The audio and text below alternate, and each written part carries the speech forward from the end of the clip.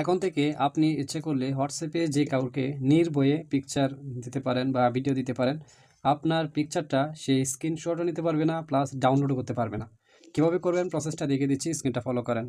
প্রথমে আপনারা এখান থেকে হোয়াটসঅ্যাপে চলে আসবেন। এখানে আসার পরে আপনি যাকে পিকচার বা ভিডিও দিতে চাচ্ছেন এই আইডিটা সিলেক্ট করবেন।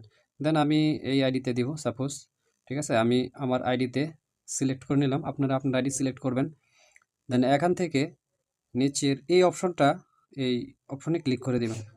এখানে আসার পরে আপনারা এখানে অনেকগুলো অপশন পাবেন। দেন এখান থেকে গ্যালারি থেকে পিকচারটা দিবেন, আপনাদেরও সেম থাকবে। গ্যালারি থেকে পিকচারটা সিলেক্ট করে নেবেন। দেন ধরেন আমি যে কোনো একটা পিকচার এখান থেকে সিলেক্ট করলাম, সাপোজ এইটাই আমি এই পিকচারটা থাকে দিব। এখন পিকচারটা দেওয়ার আগে এখানে একটা সেটিংস আছে, যেটা করলে আপনার পিকচারটা স্ক্রিনশট বা ডাউনলোড করতে পারবে না। এখান থেকে আপনারা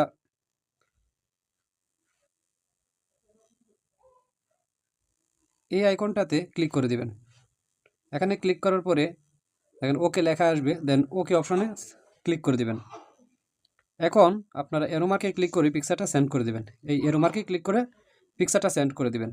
এই যে আমার পিকচারটা এখানে সেন্ড হয়েছে, ঠিক আছে? এই হচ্ছে আমার পিকচার, এটা কিন্তু সেন্ড হয়েছে।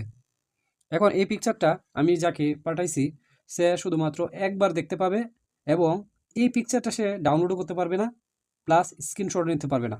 তাই কতটা সিকিউর মধ্যে আমি পিকচারটা কাউকে দিলাম বা ভিডিও। আপনারা ইচ্ছা করলে এই টিক্সটা অ্যাপ্লাই করে এখন থেকে আপনারা সেভলি পিকচার দিতে পারেন যে কাউকে। ভিডিওটি ভালো লাগলে অবশ্যই লাইক কমেন্ট শেয়ার করে দিবেন।